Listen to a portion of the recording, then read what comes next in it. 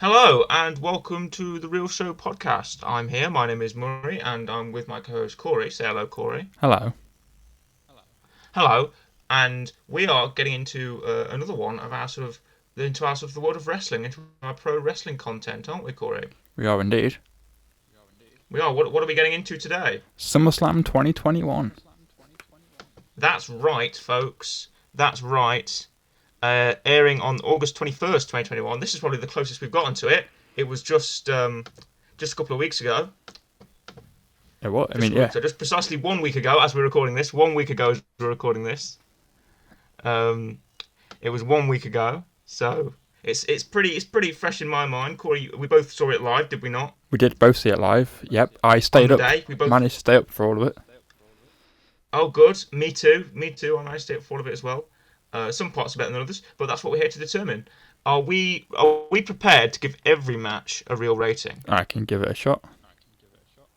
Okay, cool. So let's get into it. We're going to skip all the build. This isn't Money in the Bank. We're going to skip all the build and we're going to skip all the post match angles or whatever.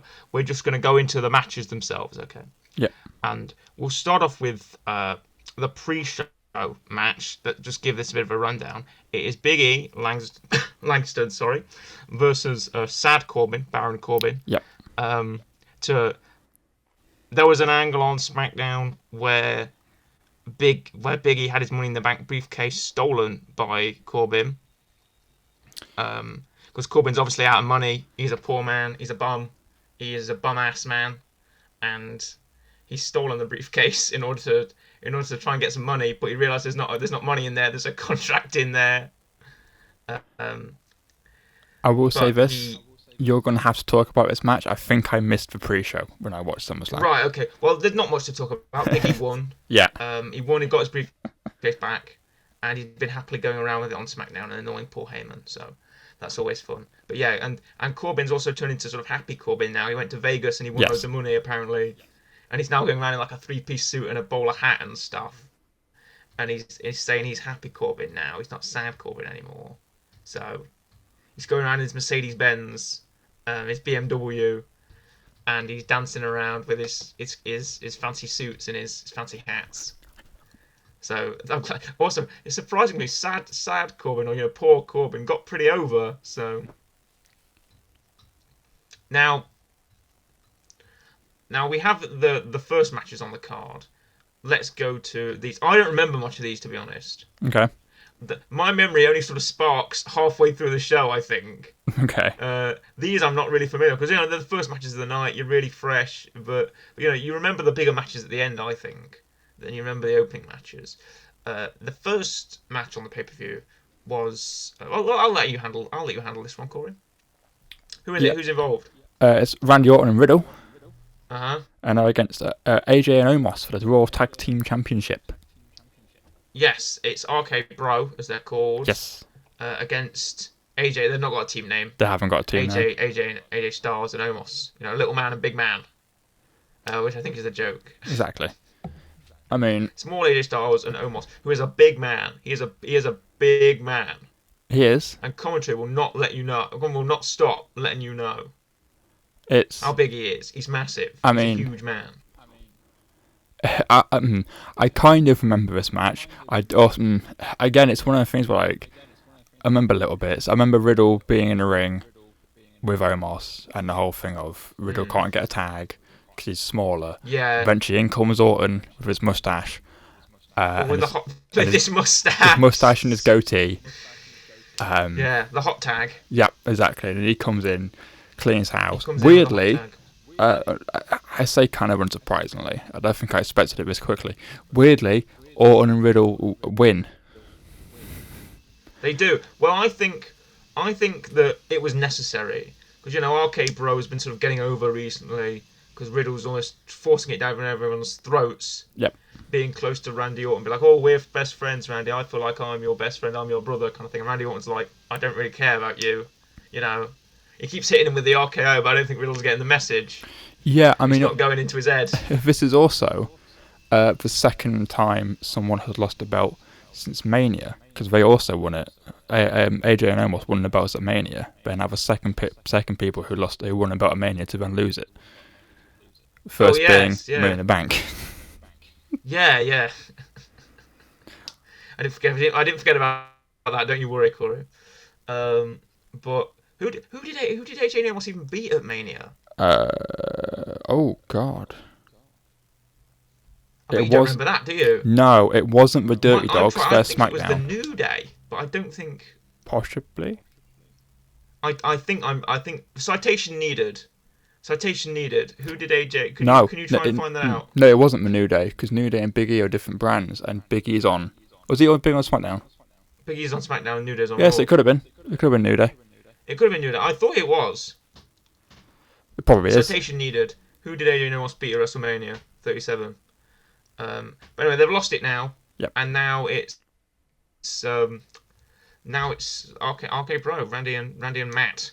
Um, I think I like Randy Orton anyway. I'm a fan. Riddle I could care less about, to be honest. Yeah, that's fair. Couldn't care less about. I don't really like him. But now we have. Do you want me to take care of this one? Go for it. It's. This is a very confusing one. It is the returning Eva Marie. She's now got pink hair instead of red hair, Yes.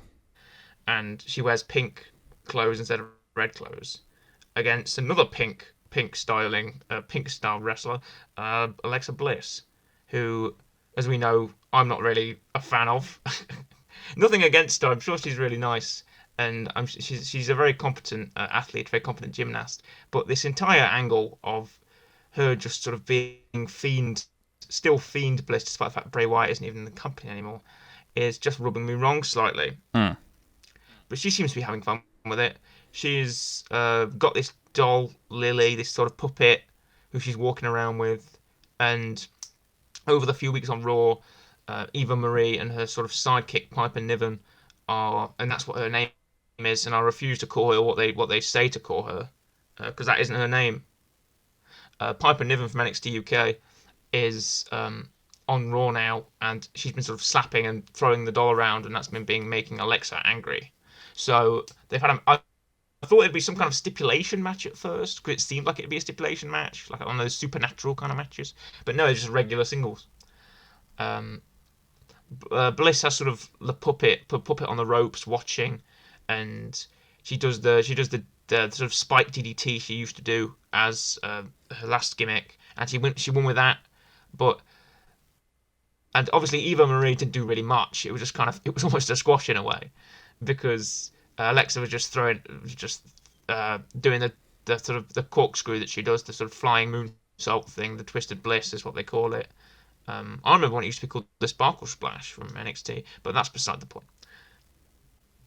Bliss does the spike DDT and manages to win with that, and Piper Niven gets on the mic, because the gimmick was that Piper Niven would win matches and Eva would declare herself that she was the winner, right? Like she won on Piper Niven's behalf. But in this instance, Piper Niven gets on the mic and goes, and the loser of this match is Eva Marie, and everyone's cheers. And then she goes around wearing Eva Marie's coat and sort of dances with the crowd, and Eva Marie's very annoyed at that. I mean, that's. Should we rate these two matches then? These three? You can do. We haven't. Sure. Right. I'm gonna give. Do you want to? Let's not rate the pre-show. Sorry, Big E or Corbin. Nothing against you, but the Raw tag team. I don't remember much of it. I'm just gonna give it a 5. I was thinking 5. Right. Okay. Eva Marie, Alexa Bliss. I'm gonna give a 5.5. See, I was going to go either for 4.5 or a 5. I was going to drop it down a bit, I think. 4.5. You go 4.5. I'll go Yeah, 5.5. okay. Just because I don't know. I like Piper Niven in NXT UK. I thought she was Sure. pretty cool. And Bliss, I liked before she took on this gimmick. So I guess she's still as good in the ring as she was. Because they're actually letting her do moves now, as opposed to just letting her creepily crawl around the ring and then do some kind of roll up, right? Okay, now here's an actually interesting match. We've got Sheamus and Damian Priest for the US Championship, for the United States Championship. Correct. Do you remember this one anymore? Other than that, no. Okay. Um, I remember this because I quite like Damien Priest. Actually, I was a fan of him in Hmm. NXT. You know, Archer in for me. I quite like him. He's tall. He's athletic. He looks like a star. He's got all the moves. He's got all the speed. I quite like him. Sheamus has been around forever, so he's always been putting on capable matches. And it was the same story here. They're dancing around the ring, doing some grappling. Sheamus is going for like the knee bar, the leg lock, but Priest keeps getting out of it. There was a particular moment where uh, Sheamus had his nose broken or something like that. His nose got sort of jacked up on Raw. His nose got broken, and he was going around with like one of those facial reconstruction masks on. And there was a moment where it was somewhat similar to the Miz faking his ACL. Well, not faking his ACL injury, going around in a wheelchair. But then one week he suddenly like stands up, like he's in Doctor Strangelove or something, and he suddenly stands up and I was like, oh, he's been faking it this whole time, and it was kind of like that as well. Um, because Priest just rips off his sort of facial reconstruction mask, and Sheamus looks fine. And Sheamus is like, what are you doing? And then I can't do an Irish accent, so and Sheamus gets really angry. He tries to go for the bro kick take out um to take out Priest, but Damien Priest is fast. He's a fast guy. He's for 6'5", you know, and he is tall. He's tall. He's tall. He's lean. He's lanky. He's got that sort of lean, sort of fighting frame, and I appreciate that. Priest does a dodge and does like a spinning sort of roundhouse kick or something like that, kicks him down, and then hits the Reckoning and wins, and we have a new United States champion, Damien Priest. Did you enjoy this match? Did you have a nice time with it? From what I remember, yeah, but I also, to be fair, don't really remember much of the match, so I don't know. Do you like Priest or Sheamus? I like Sheamus. I ain't gonna lie, not seen much of Priest, and what I've Have you seen of not? him. I quite like. Well, I'm NXT fan over here. I Yeah, I well, really like Damien Priest. I what think what he's I, got what all I've the seen of him, it's been him and the Miz and Bad Bunny, so it's been a bit nah. yeah. All right. I can see how that would sort of put a bit of a taste in your mouth. But as for a rating, this will probably get a higher. I'll give this one a 7. I was gonna go 6. Okay. Okay. Now we have. I'll let you take on. I'll let you take this one. Okay. It's the other tag match. Yes, the SmackDown tag team. Yes, it's the Usos or the Bloodline. It's Oos. The Usos. Are you down, Oos? Sure. Okay. I definitely fit into Usos like a glove. Yeah, you do. Yeah. Versus the Mysterios, which is Ray and Dominic. I mean, The Sun team. yes, exactly, father and son. And The first. Right, I'm going to stop you there, Corey, for 1 second. Yeah. This is what I've complained about. I will complain about this every single pay-per-view. Right? Oh god, here we go. I used to remember when there was just 2 dudes on commentary, and that was all you'd get for those hours. Okay. Right. When it was, JR and the King. Remember that? Mm-hmm. Or like JR and Paul Heyman or something. Yep. But now we've got like 6 guys on commentary. We've got for the SmackDown matches, we have Michael Cole and Pat McAfee, and for the Raw matches, we have Corey Graves, Byron, and the new guy Jimmy Smith, who, to be fair, is doing pretty well. So, but I don't like that. I don't like how we need 5 guys for like a 4-hour show or something like that. Why don't you just have 2 guys?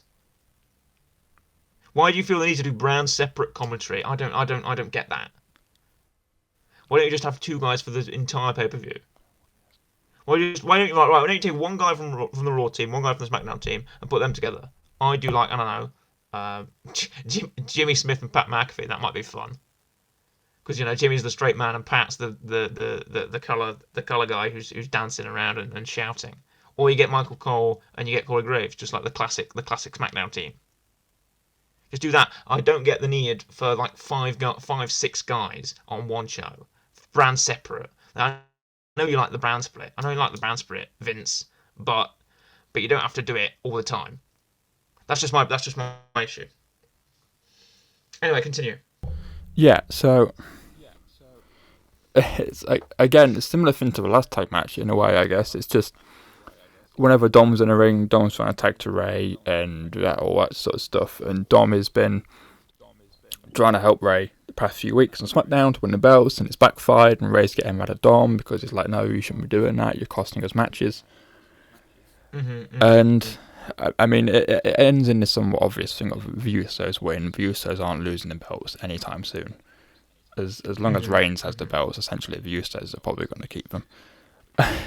Yes. Again, not really much stuff in this match I remember, other than I remember it being good, but I can't really remember any specific spots or any specific moments. Okay. Well, I think Ray and Dominic's frustrations is Ray's like trying to protect Dominic as his son, obviously, and Dominic's like, "No, Dad, I can do it. I want to prove that I'm a wrestler too," kind of thing. He's 24 years old. He's going out there. He's or 23 or something. He's going out there and he wants to prove to his father, the veteran, that he can fight with the best of them. And the Usos are like, "Yo, Us, you aren't ready for us. We're gonna take you down because we're the left hand and right hand man of the tribal chief Roman Reigns." And they're the tag team champ. They're the SmackDown tag team champions. So they've got all the gold, as they say. And I think it was even. It was pretty competitive, half here and there. Ray, did the 619, did the splash, did the athletic moves, and Dominic was keeping up with him. But then I think either Jay or Jimmy did the signature splash on Ray, and they retained the titles. Which is fair. I appreciate that about a good wrestling pay per view. That you obviously it's a place to change titles, but it's also a place to keep them around. Have you got a rating after for this us? match, which I will give a fair pod on. I was about to say you got a rating for us. I have. We'll go 7.5. I was going to go 7. Okay. 7.5 to 7. That's not bad. Now I'm not even gonna. This isn't a match, right? No. This is a segment where recent, got NXT call up Mr. Rick Boogs, who likes to play his guitar, comes out and he plays the entrance theme of the new and recent Intercontinental Champion, the King Nakamura or Shinsuke Nakamura. Yeah.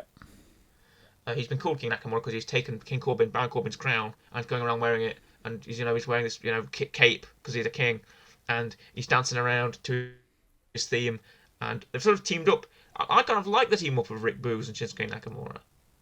It's good. I enjoy it. I like how Rick Boogs says his own name. Yes. He says Rick Boogs, but with like 100 O's. Yeah. And he plays his electric guitar, and the crowd's going wild. And Nakamura comes out. He makes his entrance. I thought he had a match. I was like, "What? This isn't announced on the card." But no, it was just a segment to get Pat McAfee dancing, and Pretty much. like he always does when Rick Boogs comes out and plays and get Shinsuke a bit of time, which is cool. I like Shinsuke, so I think it was a fun segment. I think it was a nice, fun sort of cool down segment to kind of put the crowd back at ease after the action. But still keep energy high. Next, okay, do we both want to take this one? I mean, I feel a bit of a rant coming along. For me or for you? Both. Right. Well, let's take it evenly, shall we? Yeah. First of all, on SmackDown, it's the SmackDown Women's Championship. It's Bianca Belair. Everyone's like, "Oh, it's over 100 days. She's the best champion ever." And then Sasha Banks comes back. Okay, Yes. Had a dream, how to make it. Da da da da da. Snoop Dogg. That's exactly how it is, right? So Sasha Banks comes out, blue hair, Mandalorian, Cosca Reeves. She comes out and she initially teams up with Bianca against the heels, saves her from Carmella and Selena Vega. Predictably, as everyone saw it a mile away, she turns heel on Bianca. Yes.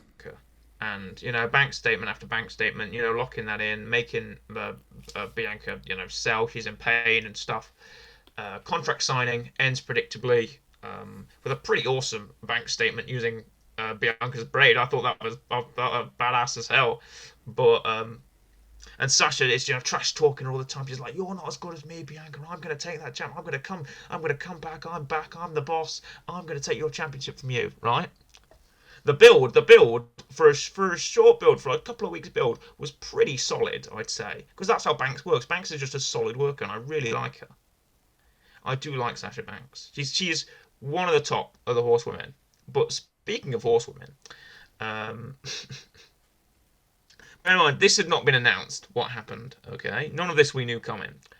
So there was sort of talk of Sasha not being cleared for SmackDown or something like that, or travel issue or an issue with COVID or whatever, something like that. Okay, and there was rumblings of that, but we all assumed, oh, she'll turn up on the day. She'll turn up on the day. It's the rematch from WrestleMania, right? WrestleMania SummerSlam. Okay, pretty decent. So Bianca comes out first. That's the first warning sign, I thought. Because why do they keep doing the champion always comes out first? It happened at Money in the Bank with Rhea, and I was pissed off. Because why do you have the champion come out first? It's their match to defend the title. Have the challenger come out first. Because it's the second, the person that comes out last always wins kind of philosophy, right? It's that kind of philosophy, and that annoys me. But when you shouldn't do that, it should often be a misdirection. If you keep doing that, then have a misdirection once in a while. If you keep doing that, the person that comes out second always wins. Why don't you have someone who, like, I don't know, comes out first and then wins? How about that? Anyway, but that's never going to happen. But what does happen is Bianca comes out, spinning the braid, EST, da da da. Corey doesn't like that, do you? I mean, it's a bit. Well, it's not that you don't like it; you're just annoyed by it. Well, it's I don't know. It just doesn't do much for me. You don't do much for me. You don't do much for the EST, No, the exactly. Eastern Standard Time. Yes. No, you don't like that. I do not. Okay, so Bianca comes out. She's in the ring. She's like, "Yo, where's Sasha at?" Then guy goes on. Then homeboy goes on the mic and says, "Sasha Banks is not cleared to compete for this event." And then the crowd starts booing. Yes. Because obviously they announced Sasha would be there. Sasha's on all the posters. Sasha does this great build with the bank statement and stuff like that. And you're like, obviously Banks is going to be here, and she's not here. So that's a shame. But then they say, but the person to replace Sasha Banks will be Carmella. And then everyone starts booing more. Because we've seen Bianca Belair versus Carmella for like 5,000 times. This is the 5,000th time we're going to see it. And everyone's unhappy. Okay? Everyone's unhappy because this was like a roller coaster of emotion, by the way, Corey. This was like a happy, then sad, followed by happy, then sad again, followed by happy, and then sad again. This is a roller coaster of emotion. But Carmella comes out, she's doing all the spinning and all the dancing, and she gets up there flipping her hair and stuff. And by the way, nothing against Carmella. I actually really like her. I actually think she's pretty good. I like her as a heel, and she had a great run as SmackDown Women's Champion. And sure, she won't shut up about it. But apart from that, I think that she's capable in ring, and she has that sort of very heelish chops to her. So benefit to Carmella, and also she seems to really champion sort of women's issues and women's time and stuff like that. Back when on Raw women would only be getting like 10 minutes, Carmella was sort of up in arms about it, and I think she may have said something that made a change because we now have sort of more women's action. But anyway,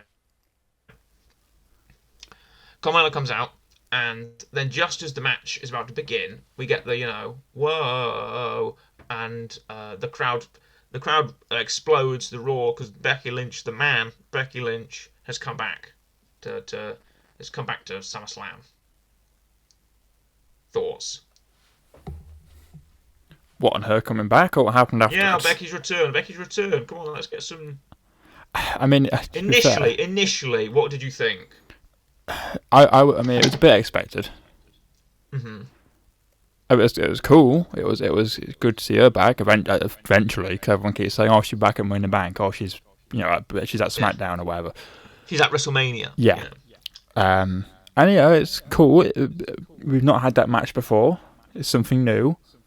I'm thinking, hey, okay, well maybe Belair can get something in, and maybe it'll help prove to Belair that hey, she's a competent. She can defend her belt. She's a good wrestler because she can defend it against the man who we've seen before, beat Ronda Rousey and Charlotte, and had 2 belts at the same time, etc.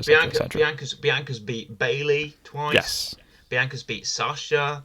They seem to really like Bianca. She's very over by the crowd. She's good. She's a fire promo. She's athletic. I wouldn't Mm. say I wouldn't say I support her that much, but she clearly seems to be over with people, and obviously they're pushing. Obviously they've pushed her very hard as SmackDown Women's Champion. So Yeah. good for Bianca. Right. So Becky's back in. Becky gets in here. She gets on the mic and she goes, Bianca, if you want a match against me, let's do this for the title. She lays into Carmella, Yeah. throws Carmella straight out the ring, and goes, you're not going to challenge. I'm going to challenge. So Belair accepts. By the way, nobody comes out and confirms this. No. It just seems to happen. Yes. Belair just kind of nods her head, and that's it. And then boom. That's it. We don't, get Sonya Deville or Adam Pearce doesn't come out and say, okay, this is official. We don't get anything like that, so I would have done it personally, but that's a tiny thing. And a tiny thing is what this match was, because 20 seconds later, Becky Lynch is walking out with a belt. Yeah. That's it. She goes for a handshake, show her sportsmanship. Everyone's thinking, oh, it's a fake. I was prepared for a decent match between these two, okay? Yes. I was prepared for, okay. Becky's come back. We're going to have a nice athletic match. I was happy. I'd be happy if Becky goes over in this match, but I wouldn't be underwhelmed if Bianca goes over as well. Right? Yeah, I mean, yeah. That was my thought. I was like, I'd be happy either way as long as we have a nice, competitive, sort of semi-long, more than 10-minute match. Okay, 20 minutes perhaps. I'd like that. No, that's not what we got. 20 minutes, more like 20 seconds. Yep. I think 27 seconds, I think, was the exact accurate number. 27 seconds. We can actually check, because 26 seconds, I was wrong. Even less. 26 seconds. 26 seconds, because all Becky does is go for the handshake, and Bianca goes for it. Becky just punches her in the face. She hits the rock bottom, the manhandle slam, as they call it, and boom, 1, 2, 3. And that's it. Yep, done. Why waste all that time building Bianca? Why keep going on about the 100 days? Why parade Montez Ford out all the time? Why have have Sasha put her over at WrestleMania? Why have Bayley put her over twice? Why do that weird feud with the laughing thing? Why? Just why? Why? Because it's the man, Somebody Murray. tell me, because I don't know. It's Vince. He has like four females, two in particular. One we'll get to in a minute, who he likes having the belts. And everyone else, just fuck them. That's why. Everyone else gets one with a belt, maybe why? Two if you're lucky, and that's it. Why? Because fuck them. That's why.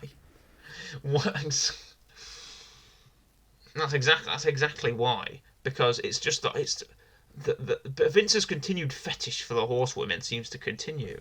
Pretty much. As Becky is given the belt in record time, and Belair is just everything that they've done to put Belair over as this babyface. And yes, sure, babyfaces do not have long reigns in this company. We are aware of this. Okay, babyface champions do not have long reigns, right?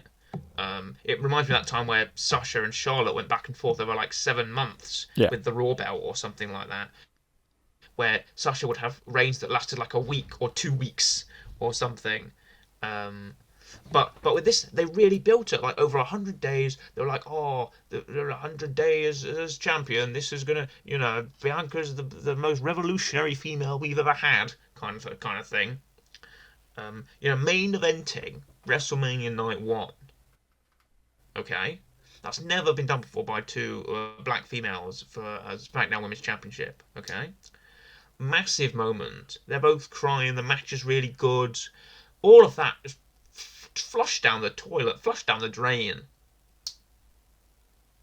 And for what? For what? To give Becky another heel run? I don't know if this was her choice. I know it was her choice to come back as a heel, but this must not have been her choice.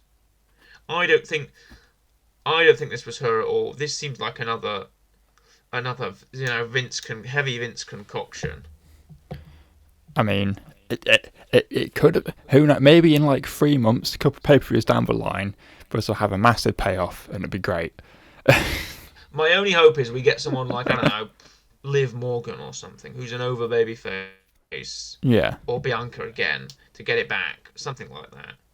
Or someone is moved in the brand split, and someone's moved in the whatever they call it, the where people move around to the draft. The Or draft. someone's moved in the draft and they win it. Right? Draft. Everyone loves a good draft. Yeah. Someone gets moved in the draft and they win it. That might be fun. Exactly. But yeah, Becky is back again as SmackDown Women's Champion. She was the first ever SmackDown Women's Champion. This felt like some kind of maybe this was some kind of redeeming thing, but and honestly, I'm surprised how 50-50 this is with people. Yeah. I've talked to a lot of people who are like, "Oh, I didn't like Bianca from the start. Oh, I'm happy she got completely destroyed," And then other people are like, "No, well that ruins everything that they ever did to make Bianca a big thing, Mm-hmm. and it devalues all the work they've done instantly." I mean, to be fair, the main thing I just don't like it when champions get squished.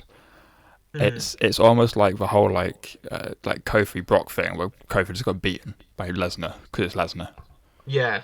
And that's it. It's like I'm not the biggest fan of Bianca, and there are other women that I would prefer to have the belt. Saying that, she at least deserves a match. Yes, To lose the thank belt you, too. thank you, Corey. That is appropriate. She deserves something. If she's going to lose, she deserves something more Yes. than being squished, as you say. Yes.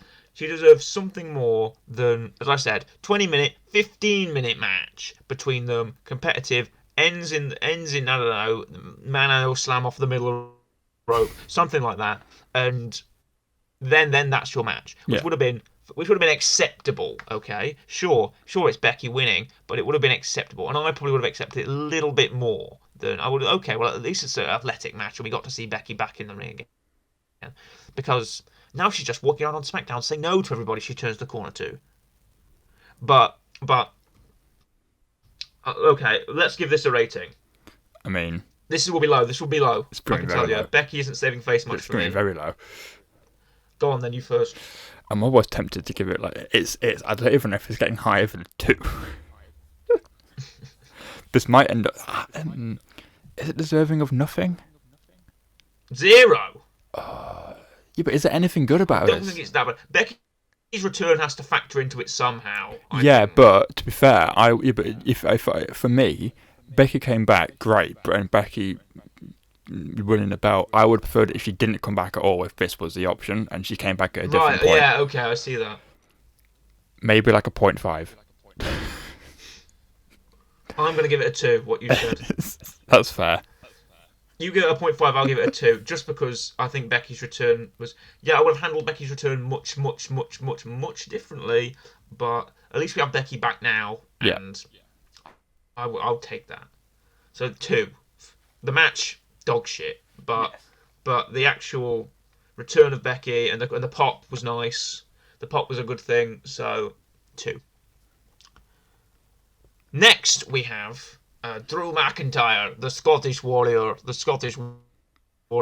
right? Drew McIntyre, Yep. with versus former WWE Champion Jinder Mahal. Correct. I'm Got the belt before never going to McIntyre forget did. that. Pardon? You got the belt before McIntyre did. He did. So former WWE Champion Jinder Mahal, they've been doing this angle where Drew McIntyre is threatening to murder Jinder Mahal with his sword, right? Yes. They call it, whatever the sword's name is, Angelina or whatever the I can't sword's remember name what is. it is. I don't know, something like that. And Drew keeps pointing at him with the sword. He's like, "I'm gonna get you, Drew. I'm gonna get you, Jinder Mahal." And his two like mates, Tweedledee and Tweedledum. Yes. Jinder Mahal's buddies.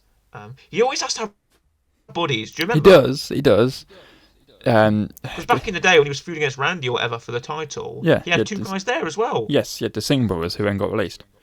He did, yeah. Now he has 2 more dudes. Now we've got 2 more dudes who aren't even the same people from NXT. I think one of them's different. Oh, right. Why do we have this sort of revolving door of people who are like part of Jinder Mahal's entourage? I don't know. And obviously before that, they had the 3-man band, which obviously Jinder was the forefront of that. Obviously. Yeah. And then he went around with like Heath Slater and stuff, didn't he? Yeah. Sorry, Heath, also being the only one from the 3-man band who has not won a belt. not won the main championship. Okay, all right. Well, this was right. This was decidedly short. Okay, as well. I mean, it Um, was what, like 4 minutes, something. yeah, something like that. Not very long as well. Um, but the problem is, well, not the problem. The issue was for Jinder that his buddies, his best buds, his men were barred from ringside, so they couldn't interfere Yes, they with the could not be match. there. McIntyre was putting up some good offense against Jinder. Jinder got a little bit in, but then McIntyre hit him with a DDT and did the when he goes 1, 2, 3, and then he runs out and bang, Claymore kick to the head, boom, 1, 2, 3, Yes, nice, done. pretty good. And I don't even think that's the end of the feud No, it's not. because they interfered with the Money in the Bank match. They cost Drew the Money in the Bank match. On Raw every week we get a match where Jinder either takes on the two dudes or takes on one of the dudes and destroys him, right? Um, and then afterwards the two men came out, the two dudes came out, right? To try and drag Jinder out the ring. Drew gets his sword and he runs at them. He swings, he misses. I was like, what if he's prepared to kill these people, right? Yeah, pretty much. If this doesn't end in like a Game of Thrones style beheading, I'm gonna be, I'm gonna be, I'm gonna be disappointed. Drew McIntyre swinging his sword, cutting him down. I want to see that, or like a sword fight or something, a sword on a pole Yeah. match. You know, sword on a pole match, sword in a steel cage match, something like that. Punjabi prison match, something that just offers a distinctive end. Because these guys, they're still doing it. I think on the last Raw, I think they're still at it. Actually, no, I think Drew is like against Damian Priest now, or against Sheamus now, or something. I don't know. I think he's going after the US title. Fair enough. But yeah, he takes out Jinder in quick fashion, mercifully, and we get to move on to one of the better matches. Let's give this one a rating. I like Drew. I'm a fan of Drew. I really like what they've done with him, especially over 2020. Yep. 7.5. I want to go 6.5. Okay. And now we have a triple threat for the Raw Women's Championship. Do you want me to take this and you can just step in when That's you fine. like? We have Nikki ASH, or Nikki ASH, as the commentary says. Why don't you just say Nikki Ash? The name makes sense. It's not an initialism, it's an acronym. Just say Ash. She even says that. When she first debuted the superhero Hurricane Helms female kind of gimmick, right? She said, "Oh, I'm Nikki ASH or Nikki Ash," and no one ever says Nikki Ash.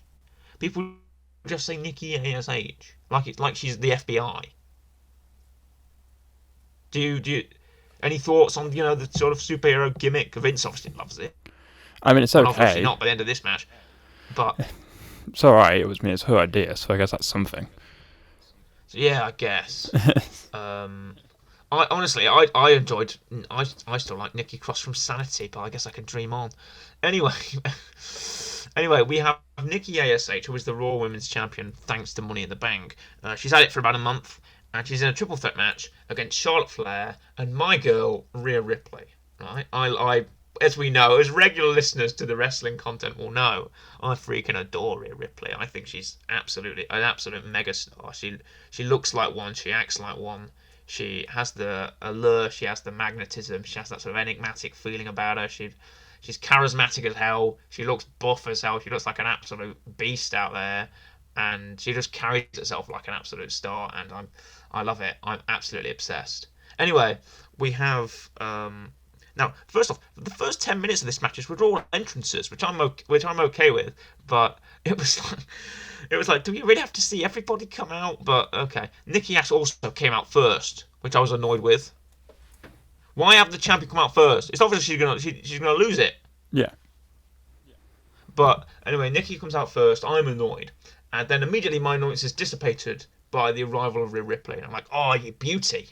She comes out in this sort of gear, and it's covered in like red and black stripes and buckles and chains and stuff. And I'm like, oh, you badass! And she does that awesome stomp onto the ramp, and the music's going, and she's slapping the crowd's hands, and it's pretty cool. She does that thing where she sort of jumps on the apron and sticks her leg out, and does that thing where she puts her hands up. And it's awesome. Oh my god, she's so freaking badass. I love her.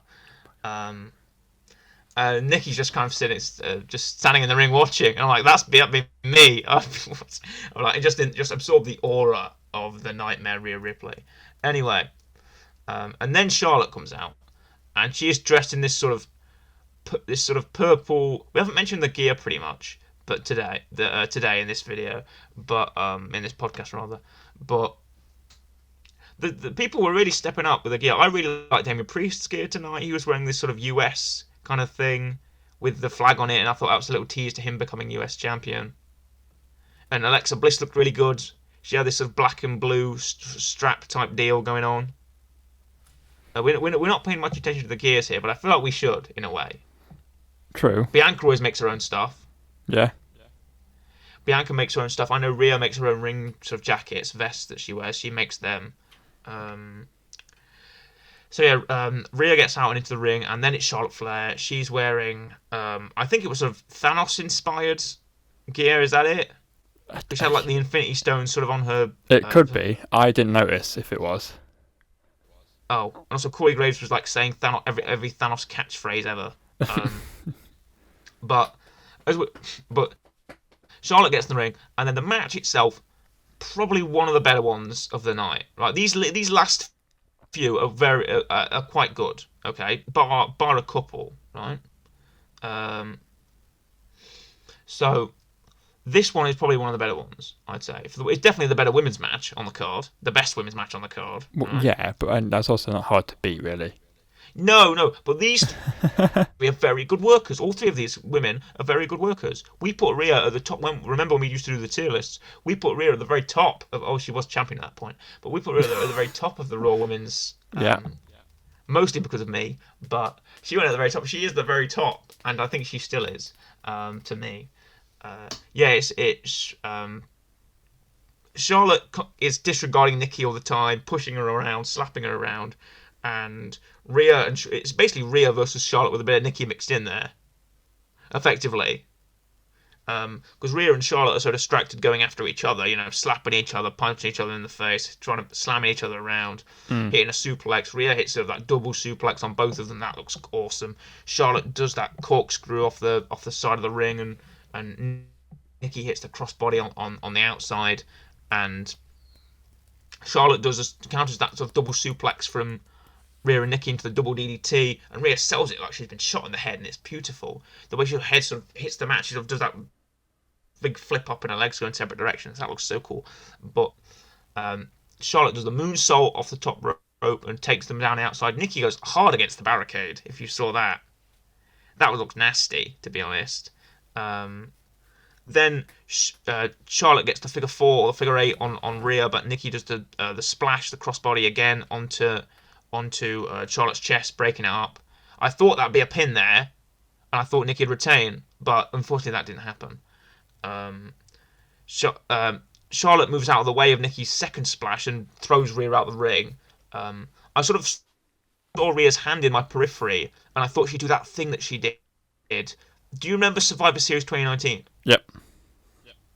No, so it wasn't Survivor Series 2019. It was one of the SmackDowns before then, and it was a triple threat between Sasha, Charlotte, and Rhea. And what Rhea did was she sort of went. Charlotte had Sasha in the figure 8, and Rhea went underneath and did like underneath the sort of bridge and did like a sort of back down crucifix pin almost. Yeah. And she got the 1, 2, 3, and I thought she'd do the same here. And I was like, oh my god, she's gonna get it back, because I saw her hand in my periphery on the apron. I was like, oh, is she gonna do that? But no, she didn't. Nope. She was just kind of trying to get back in the ring, and by then it was too late, and Nikki had to submit to the figure 8. And obviously Charlotte won, and then I threw up in my mouth. I mean, she didn't even look phased. Is what got to me the most. She looked like she did not care. It's Charlotte, Murray. It's the other one who Vince likes. Yeah, obviously. She looked like she didn't give a flying fuck. Also, I believe she was also the first Raw Women's Champion. So she was the first Raw Women's Champion. So there's that as well. And she keeps saying, "Oh, I'm undefeated at SummerSlam." That's what she keeps going on with, right? She always wins SummerSlam matches that she's in. So, don't feud with Charlotte on the run up to SummerSlam is effectively the mantra here. So So we have Charlotte again as your 14th, 15th, 11th, 12th, Some 13th, yeah, it's 10th. The numbers keep changing. yeah. In fact, me and my brother looked this up afterwards. Literally, Charlotte Flair is champion every other time someone else is. So they'd be like Charlotte, someone else, Charlotte, someone else, Charlotte, someone else. Sometimes there's two Nikki people in between Nikki was the Charlotte. transitional champion from Charlotte to Charlotte. Yes. Do you realise that? Yep. Nikki had the belt for a month, and then Charlotte just won it back. Mhm. I want. Can we somehow move Charlotte to somewhere else so that the women on Raw get a chance at something, please? Charlotte and Becky are both keeping that belts for ages. I don't wanna see Survivor Series Charlotte versus Becky again. That's literally I'm why I gonna kill think. somebody That's if why I that think happens. they're going to be keeping a belt because I think they're going to have that match at Survivor Series. I don't want that match at Survivor Series. WWE keep saying we want to make new people, we want to push new people, we want to create new stars. No, you don't. You keep going back to Becky and Charlotte for God's sake. Well, no, they did create new stars. They just then got rid of them afterwards. Yeah, then what's the point? Then what's the point? Because they'll get rid of them and then they'll bring in new people for like a year. Then they'll get rid of A them. couple of months. Oh, thank you very much. They have liquid gold, right, in Rhea Ripley. They have liquid gold in her. She is charismatic. She is powerful. She is athletic. She has the facial expression. She just has the expressionism in the ring. She has the body language. She has the strength. She has everything, right? She's got an over gimmick. She looks badass as hell. Why isn't she pushed as champion, right? She gets a couple of months from WrestleMania. She gets effectively up to Money in the Bank, and she's just thrown to janky feud with Charlotte, where they're both great wrestlers. Why don't you just let them wrestle? Rhea has never got a singles win against Charlotte, and that frustrates me to no end. She's never got a singles win against Charlotte. She only got that one triple threat win that I just mentioned, and that's it. Yeah, we know Charlotte's record in triple threats isn't great. Because she lost to Rhea again at the sort of Backlash pay-per-view against Asuka. But also, where's Asuka? That's a question. Getting her teeth done? Getting her arm done? Something like that. Yeah, true. But anyway, Rhea has never got a singles win against Charlotte. Will it ever happen? Probably not. I'm frustrated. This was Rhea's time to win it back. And everyone was like, okay, pretty much, it'll be Nikki. Or everyone's like, oh, it's not going to be Charlotte. It's not going to be Charlotte. It's not going to be Charlotte. And what does Charlotte do? She just wins it again. Wins it, especially in that way. Yep. If she'd done it from the corkscrew, if she'd done it from the natural selection or whatever, maybe sure. But to make this superhero submit, it was always like, oh, you've always got to believe in yourself and you've got to never say die, never give up, kind of thing. Well, she gave up. Yeah. Way to take this new gimmick, Vince. Way to take this new gimmick. Way to take these legitimate stars that you have, this mega star in the making in Rhea Ripley, and absolutely throw it out the window, throw it out the door again. Right, let's give this a rating before I blow a gasket here. Yeah. This will be high for me because apart from the finish, I quite enjoyed the match itself. I thought it was quite competitive, quite athletic, quite showed the flexibility and the talent and the ingenuity of all women involved. So I will give it a 9. I was going to go 7. Oh, really? Mm-hmm. Well, you're fans of the people in this match, aren't you? You like Nikki and Rhea and Charlotte? Yeah. I just, again, it's like, the match was good, but... You've met Charlotte. I have. You've met Charlotte. I'm sitting here wearing a t-shirt with Rhea's face on it. So I think we're both fans of prospective women in this match. So let's move on from that. I think I gave it a 9 for the match itself. The actual finish I couldn't care less about, but I'm just depressed by the finish, to be very honest with you. Also, just to say, they have no idea about Charlotte either. I'm pretty confident in that. How many belts did she win? She won the tag. She won NXT twice. They don't seem to acknowledge that. Is that because Vince hates tag team wrestling and NXT? Pretty much. And they keep saying 14, 11. I swear I heard 11 a couple of days ago from someone Yeah. official, and then someone else said 14 and then 15. I don't know. Oh, I think Wikipedia even gets it wrong here. But right, anyway, the next match, thank goodness, managed to be pretty much something that everybody enjoyed. It was Edge and Seth Rollins. I'll let you take this one. Do you remember? Well, I know you like both these guys. Do you? I do remember this match. Okay, go on then. Take it away. This is my match of the night. Oh, all right, awesome. So, settling listeners, this is getting the highest rating from me. Great, great. I will say this before we start. You mentioned ring gear. By far, Edge has my favourite ring gear of the whole night. Okay. Mainly inspired by his entrance, which was the Brood, which I was a big fan of. Yes, I like it when people bring back old stuff. I quite enjoyed it. But I mean, right? It's Seth and Edge, or Mini Edge, as people keep calling Seth because they look similar. And it was just fun. I mean, like, Edge has come back, doing his stuff. He can still go. Seth Rollins is fantastic. He can do his stuff. Woohoo, Falcon Arrow, all that sort of stuff. And curb stomps, which I quite like. I kind of wish it did a bit more to curb stomp, considering it's Edge's head and his neck. But other than that, it was good. It's just good technical kind of like Edge is being more aggressive. Seth is being a bit more. Well, to be fair, also aggressive. They're just going at each other. One of them's going to win, and one of them's going to make sure they're both going to do whatever they can to win this match. Not one of them's going to back down. And I thoroughly enjoyed the constant back and forth in this match, and the constant just going at each other. And fair play to Seth for trying, at least. Well, obviously, we have the Brood. We have Brood Edge Yes. back, which everyone was I think everyone's been sort of waiting for. It was initially coming back when Seth, I think, was on SmackDown before SummerSlam. Yes. And he's wearing a pristine white suit. His whole thing, he's the Drip King or whatever. Yep. He's the suit man, right? And he's been wearing this suit, and he comes out in the white suit, and he's like, "You aren't brave enough to challenge me, Edge. You've not got you've not got the furious spirit that I have. You've not got the darkness that I have, right?" And then the Brood music hits, and I was like, "Oh!" And then suddenly, Seth Rollins is drenched in black blood on the floor. Yes. And I was like, "Oh, the Brood's back." And Edge really brings it out. He comes back with the Brood music on. He looks like whatever his vampire name was. Do you remember that? I don't remember what it was.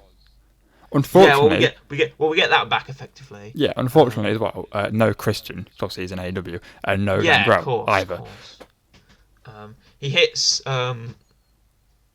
and also it's big move after big move with these guys, which we'll get in the main event as well. But it's big move after big move. It's Seth Rollins is going for curb stomp after curb stomp, obviously on Edge's injured neck. Yeah. Trying to take him out for good. Edge gets like a big swinging net breaker. He goes to the top rope. Goes big superplex, Falcon Arrow. Edge sort of pays tribute to his wife Beth Phoenix with the Glam Slam. Yeah. That looked fantastic. Rollins goes for a curb stomp on the apron, obviously hardest part of the ring. But Edge counters, goes for a spear. So Edge's spear, boom, takes him down. Rollins, he counters another spear, I think, gets him into a pedigree, which looked a slightly bit sloppy, but we can forgive him for that. Edge dodges a corkscrew moonsault and hits a third spear, kapow, takes him down. And then he counters the stomp, goes for the educator in his crossface, which I thought was cool. I hadn't seen the educator in a long time, right? It's been a while. Yeah, I haven't seen the educator, but he didn't get it, and then he sort of switched like a sort of interesting sort of choke submission and managed to get the submission there. So yeah, match of the night for many, including you, obviously. Mm. We'll get to. I think my match of the night is sort of coming up, I think, still, but I did enjoy that last women's triple threat. So what would you rate Edge versus Seth Rollins here? It was again no stipulation, no fancy, just two cool dudes, two over guys, just beating each other up. I would say it's either a 9 or it's a 9.5. It's high. Hmm. 9.5. Why not? No problem. I'm gonna go 8.5 Okay.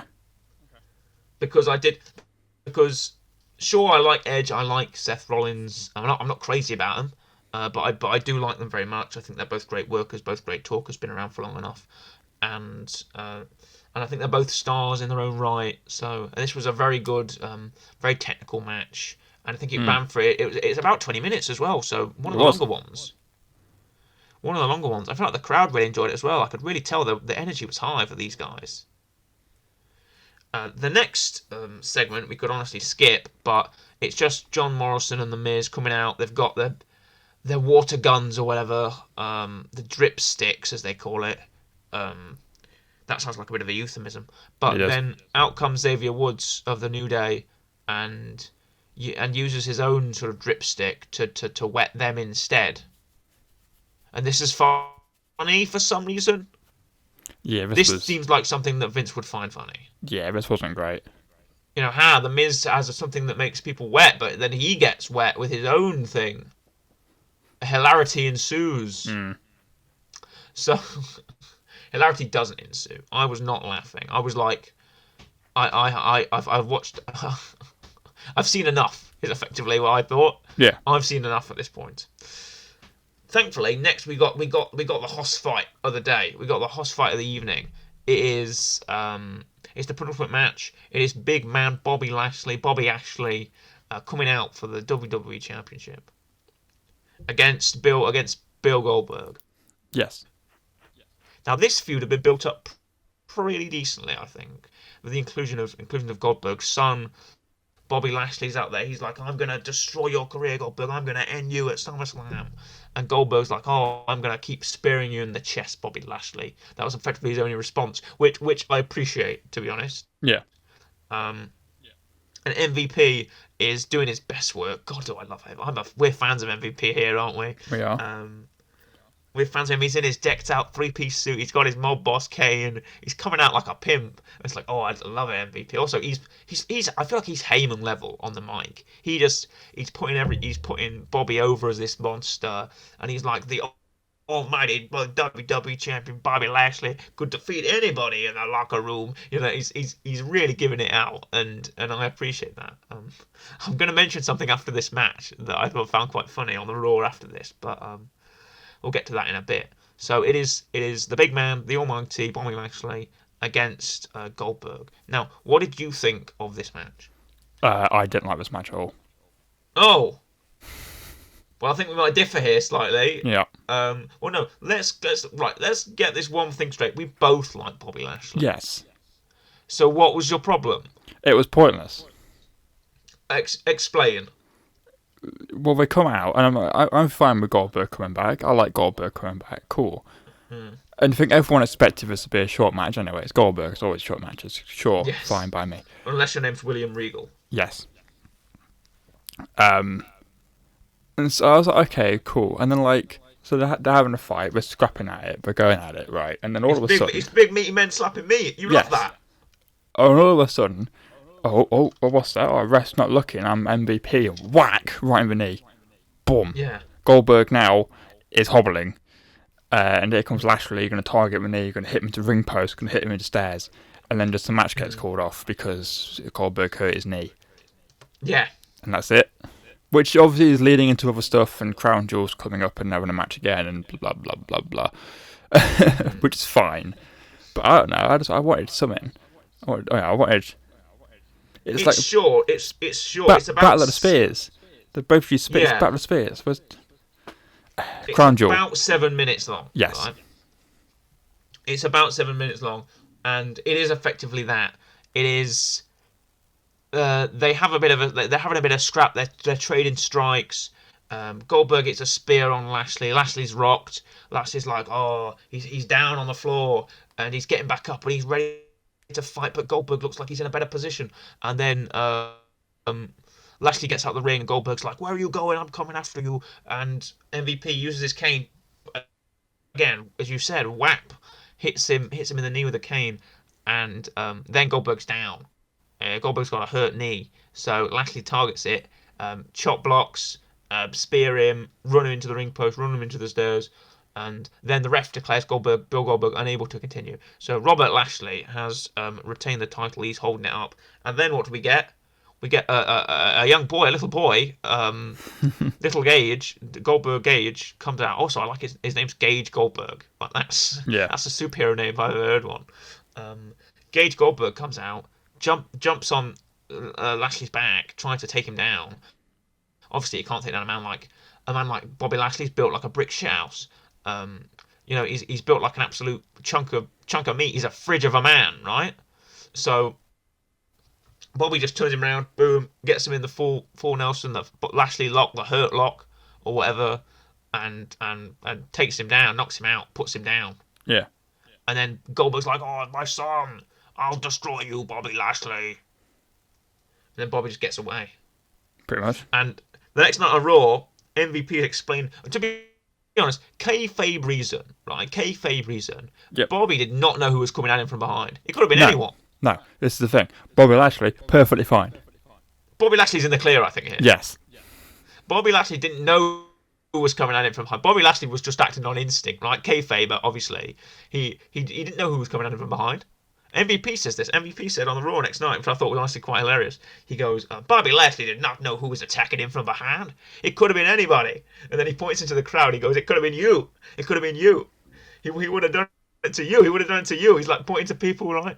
And he goes, he would have done it to you. He would have done it to your narrow ass. He would have done it to you too, fat boy. He would have done it to you as well. And I was in tears. I was like, "Oh, that's hilarious." But yeah, he would have. Because he's Bobby Lashley. People don't attack Bobby Lashley from behind. That's something they just don't do. Exactly. So I feel like Bobby's in the clear here. And obviously Goldberg cut a promo on Raw, I think last week, and said, "I'm not going after the championship anymore. I'm going after Bobby Lashley's soul in Saudi Arabia." Yes. And then he got in the... And do you think has that been confirmed to happen? I know they're doing Crown Jewel again. But... Yeah. I think it has. Oh, right. Fair enough. I mean, I'm not going to watch it, but... Well, this is where everyone's saying Big E's going to win the belt. Oh, really? They're saying that Goldberg's just going to essentially beat the crap out of Bobby because he's not going to go for the belt. He's going to beat the hell out of him, get disqualified, beat him down, and then Big E's just going to come out and cash in. Oh, really? In Money in the... sorry, not Money in the Bank. In Saudi Arabia. In Crown Jewel, Saudi Arabia, do you change titles? I mean... Or he does it, and like... Bobby Lashley's on Raw the next week, really hurt, and Biggie does it then. Yeah, all that. Fair enough. Unless they're not stuck there. Yes. However, now it's time for your main event. Okay. We have the tribal chief, Roman Reigns, the big man, the big dog, the head of the table. Roman Reigns is coming with the Universal Heavyweight Championship against John Cena. Correct. You can't see me. My time is now. It's the franchise and I'm shining now. Your time is up. My time is now. That's the song. Do you know that? I'm very aware of that, yes. Okay, cool. I'm doing the hand motion. You can't see it, but I'm doing it. No, I can't. I can't see it, Murray. You can't see me, exactly. You can't see me when I'm doing this. I can't. You can't see me. You can't see me. Because I'm John Cena. You can't see me, you see. Where is he? Why was Roman Reigns fighting nobody in that match? Why was he taking down nobody, you know? Imagine if I'd done that. Imagine if we didn't talk about this at all because Roman Reigns just fought an invisible man. No one. He's fighting nobody because you can't see John Cena. But yes, it is the head of the table, Roman Reigns, against the superstar, the megastar, John Cena. And apparently it says here that there was a stipulation that if Reigns lost, he'd leave. Oh. The company forever. I'm not aware of that. Oh, either that or this Wikipedia article's lying to I me. don't think that's correct. I could be wrong, but I Because don't think obviously it we is. have notes, but we also like to refresh our memory. We have a look at articles about this, and Yeah, I think Reigns may have said that at some point to like an possibly. interviewer or something, and not really meant it. But I don't. It doesn't say so. Hmm, Um, it doesn't say so, or maybe commentary said it, and it just kind of went over my head. possibly. Um, oh no, it says so here. It says so on the match card. Had Reigns lost, he would have left WWE. Well, obviously he didn't lose, but Hmm, that's an odd stipulation to have on the main event of the pay per view. But 4 hours later, we are here. Um, we have Roman Reigns coming out. He's wearing this golden gear, and he's got his championship belt, and there's Paul Heyman at his side, his special counsel or whatever, and his lawyer, and Cena's whole thing was that he only needs 3 seconds to take down Roman Reigns, yeah. right? Because Cena goes, "You're not as over as you think you are, Roman Reigns. You've taken out all these people, but now you're against me, John Cena, and I'm going to take you down instead." He said, "All I need is the 1, 2, 3 to end the majesty and the power of Roman Reigns. I just need that 3 seconds to end you, and then I get your belt, right?" Yeah. And obviously, this would have made John Cena 17-time champion.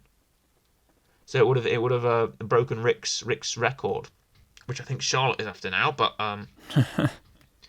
now we have John Cena trying his luck, and this was a long, grueling match. It was a get your shit in. It was a finisher every 5 seconds, right? Yep. It was a kick out fest, and the crowd honestly could have been more excited. I thought they seemed a bit drab at parts, but some of it got them up. Um, but the ending definitely did. But what we had here was Cena is throwing everything he's got at Reigns, right? He's trying to hit him with a roll up, trying to get him with the crucifix pin, the cradle pin, trying to get that 1, 2, 3, right? But Reigns keeps kicking out, and that sets the tone immediately. Um, because he goes for like an AA, he goes for the attitude adjustment multiple times. Reigns keeps getting in with like DDTs and trying to use his sort of guillotine choke and his spear, but Cena's countering it. And what did you think? What did you think of the back and forth? It was very back and forth. I didn't mind it because I feel like people, especially if Roman, if it was the case and Roman did lose, then he was leaving. I feel like people probably expected Roman to win. You're not going to have Cena Yes, win. yes. But, It's not. It's the thing where Roman is so he's been a year I think as yeah, Universal Champion it's been a year to since the like day. 2 days as of recording, yes. Yes, it's been a year of Roman Reigns as Universal Champion, and he's doing his best work in his entire career. I think Yeah, he is. the Tribal Chief is so over. This is so what a gimmick, what a thing to go around and say. Roman Reigns, Tribal Chief, one of the best, probably the best heel in the industry right now. I'd say. Oh, definitely. He's got the heat, he's got the power, he's got the look. Uh, he looks intense. He's like trash talking all the time. He's like, "You ain't gonna beat me, John. You ain't gonna take me down. I'm the head of the table, the Tribal Chief." He's he's like, "I'm doing this for the bloodline." Rah.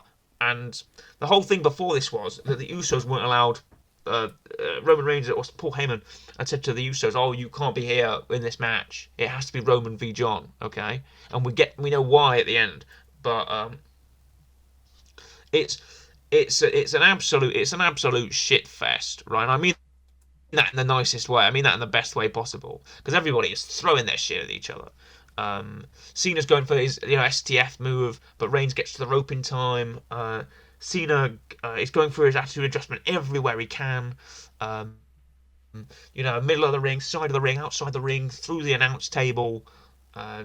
Michael Cole's losing his voice by screaming so much, and he's going for that five. He goes for the five knuckle shuffle, hits it on him, and gets the pin. But then it's a 1, 2, and a 2.9. Then a kick out. A lot of that happens. Um, there's Reigns is like goes for a spear, but he misses it. He goes into the ring post, and then Cena gets him up on the top rope. He goes for the across the ring, a top rope attitude adjustment, bang, and then 2.9 kick out again. And I think that's the moment that sort of set the crowd off. I think that's where everybody. I mean, it was. It get right. There's two factors for this that I had. I was like, okay, right, Cena kicking out, right. Cena kicking out, cool. It shows that Cena, yeah, okay, he's old, but he's resilient, right? He's resilient. He's gonna try and power through, cool. Never give up, all that sort of stuff. And then Roman kicking out and Cena nearly winning, great, because it's like Cena could have a chance, especially if it's like 2.9, Roman kicks out, so John Cena's going to go up on a turnbuckle and do it again. Yeah. That's where my one issue comes in, which is once he hit the AA on the turnbuckle and Roman kicked out, I'm like, well, that's it. Cena can't win because Cena can't now just hit a normal AA and get the pinfall. There's nothing Cena can do now. So at that point, I was like, right, Roman's won. There's match-ending stuff. There's match-ending stuff, right? And at that point, Roman had won. Yeah, that was the match ender, and it didn't do it for John, but for big match John, right? You can't see me, John Cena. So he goes for the top rope super AA, hits it, bang, but a 2.9 kick out. Then Reigns turns it around. Cena does the a woo thing where he shouts and he goes for his own spear on Roman, but then Roman takes him down with a Superman punch, 2 Superman punches to the dome, and then Roman does the a woo thing where he shouts, and I can't do it. I can't do a convincing impression. But he goes to like the that he shouts, and he runs at Cena, bang, cuts him in half, boom, with the spear, and 1, 2, 3, and he's retained your Universal Championship. And Roman Reigns stands up, and he gets the title off Paul Heyman. Paul Heyman gets in the ring. Cena's just dead, and Roman's probably about to say acknowledge me or something like that. Yeah. He's holding the title up. He looks really cool. Everyone's like, okay. I'm like, right, fade out, fade out, fade out. No. And then the music hits, and then everyone pops, and then out comes the beast, Brock Lesnar. Brock Lesnar's back. Yes. He looks like a butcher. He looks like a murderer. He looks like he's got a beard. He's got a ponytail. He looks like 3 Brock Lesnars in one. Right? He looks massive now. Maybe I've just not seen Brock Lesnar for a while, but he looks like an absolute animal, like a Superman. Like, what is that coming out? Right? He's wearing his jeans that look like they're about to explode off his body, and his shirt and his shoes, and he's got a woodsman beard. It looks like he's been out wrestling bears for the last year and a half, right? Or when the last time we ever saw Brock, I think it was WrestleMania 2020, wasn't it? I think so, yeah. When Drew beat him. So I think it's been about a year or a year and a half since we've seen Brock, and he comes back, since WrestleMania 36, and to confront Roman Reigns, and everyone's cheering, the crowd's cheering. Brock heads down to the ring, gets in the ring, the crowd's still cheering, and massive pop, monster pop for the beast, Brock Lesnar. And obviously I like Lesnar, I'm a fan. Lesnar dives in the ring, and he's like, I'm going to take you on, Roman Reigns, come on. And Reigns is like, oh, not today, folks. So he gets out the ring, heads off, and then Lesnar proceeds to murder John Cena after the camera's cut, right? He just it's reminiscent of, I think, SummerSlam 2014 or 2015, something like that, where Brock did the same thing. Yeah. He takes Cena to Suplex City, takes him there, gives him a nice holiday, gives him a free trip to Suplex City.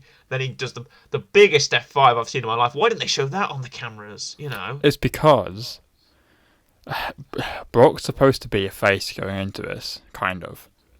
So I think literally he hit Cena with moves just to give the crowd something to watch, because he's just come just back. to give the crowd not a couple minutes of Brock Lesnar staring at Roman Reigns Obviously, they cut it so Brock still looks like a face to camera, Yeah. but Brock just brutalizes, massacres John Cena when the camera's cut, just to give the crowd a bit of a pop, you know. Yeah, exactly.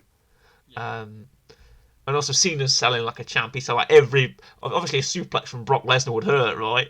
So takes him down to Suplex City. Boom, 1, 2, 3. Three suplexes. Then he hits the massive F5 that I've seen in my life. Cena like goes flying up before that F5 drop, right? Brock just hoists him up, bang, onto the canvas, and then Brock does the thing where he does like where he pumps his chest and stuff, and he does the shout to the crowd, and they all cheer, and there you go. That's SummerSlam 2021. It What is. do you want to rate that main event? I would give it about an 8. An 8. I'm going to give it a 9.5. Okay. I'm going to give it a 9.5. I feel like that was the send them home happy match. That was the right, Roman retains, but wow, Brock's back. The landscape's changed, kind of thing. Yeah. That was the moment. Obviously, where's Paul Heyman's loyalty going to lie now? When's Brock going to return? That's the thing. What's the match going to be? When's the match going to be? Obviously, 'cause it's not going to be at Extreme Rules Yeah. or something like that. It'll be a I don't know, Elimination Chamber, Survivor Series. Oh wait, no, we've already had Elimination Chamber. No, we're not had Elimination Chamber yet, have we? No, it won't be Survivor Series if Reigns is champion because Reigns will be facing, well, currently Lashley, but Right. Okay. who knows? Unless Yeah, but it's got to Brock, be at one of the big four, right? unless Brock beats Roman and then Lashley's still champion, and then you get the Brock versus Lashley match at Survivor Series. Which everyone's been asking for. Yeah. Everyone has been asking for. I would not put it past um, WWE to have Brock beat Roman, by the way. I really hope he doesn't. No, right. Well, neither would I, to be honest. Yeah, but I would put it past WWE to have Goldberg beat Lashley. Or that, yeah, to be fair. So, Oh, 'cause, Goldberg Brock again. That sounds good. Yeah. Oh dear. Because it's WWE where old habits will never die hard. Yes. It's it's because it's just status quo continuously, and that is my biggest problem with this pay per view. Mm. If we'd give the entire pay per view a rating, not just match by match, Yeah. it'd be low. It'd be low for me. It won't be too high for me. No, because it's just a return to form. Horsewomen get women's belts. Yeah. Lashley, Edge, and Rollins were only the saving grace. Pretty Rhea much. was probably the only saving grace for the women, because everyone else looked awful. In terms of booking, not in terms of skill. Let's get that clear, right? Booking is my issue. I never have issue with talent unless it's blindingly obvious, right? I never have issue with talent unless it's blindingly obvious. I always have issue with booking. Okay, and main event. Reigns and Cena both look like megastars, so nothing else there. And the return of Brock was obviously meant to counter certain things, and was obviously meant to serve as the big teaser for the end of the pay per view. Yeah, I mean it was all right. It had moments. And obviously now, as I've said, the landscape has changed. We have to see what will the fate of Roman Reigns be. What will the fate of Becky's SmackDown Women's Championship and Charlotte? It seems like for Extreme Rules, I know we're getting just to kind of end us out on a little bit of a conclusion here of what's going to happen afterwards. But I know we're getting Bianca and Becky again, an actual Correct. match this time at Extreme Rules. I think Charlotte is probably going to go against Nia or Alexa or both of them. Most But likely. it seems like after what happened last week on Raw, Nia has put herself in the championship position in the championship picture, and Alexa has as well. Because Nikki and Rhea are now in tag team stuff, so we may actually see them go for the tag team titles. I'd like that. Possibly. We have who else do we have? We have. Wait, is it Crown Jewel first? No, Crown Jewel's after Extreme. Crown Jewel's after. Okay, so they may be saving Lashley Goldberg for that. Yeah. That means we'll probably get a Reigns match instead, but against who? I don't know. Seth Rollins, perhaps. Yeah. I'd like to see that actually. I'd like to see Roman versus Seth for the Universal Championship. That'd be cool. Um, and yeah, things will continue on, and we will hope to bring you the review of Extreme Rules when it's out, because we said we'd do for all the pay-per-views. Um, just a little note: we should be considering. Um, I'm trying to figure out more sort of wrestling content that we can provide you. If there's any interest in covering AEW stuff, I'd be happy to do that as well. We don't know as much, but we'd be happy to do it. And we'll come up with some sort of segment stuff, maybe some interesting stuff with, I don't know, video games or e-feds or whatever you like. That might be interesting. But from us, it is a firm goodbye. From me, it is I hope you enjoyed the show. Thank you for listening. Thank you very much for watching. If you're watching this on YouTube or listening to this on a podcast website like a Spotify or an Apple podcast, thank you very much for listening. It's goodbye from me, goodbye, and a goodbye from Corey. Goodbye.